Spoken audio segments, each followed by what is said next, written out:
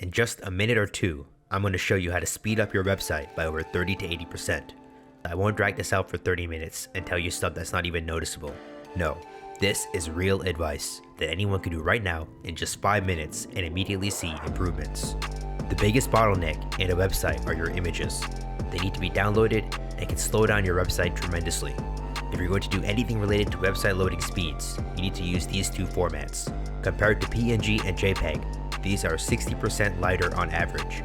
At this point, most YouTubers will explain the entire history of these two, drag the video out for 10 more minutes and waste your time.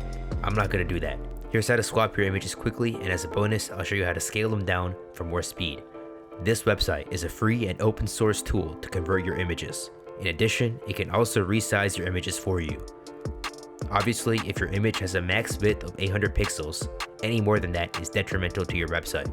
The link is in the description. The best way to implement your newly compressed image is like this, so that if a browser doesn't support a format, it can fall back to another, but that's if you care.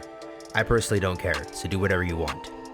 I kept this short, so doing any of these will help me keep producing more content like this.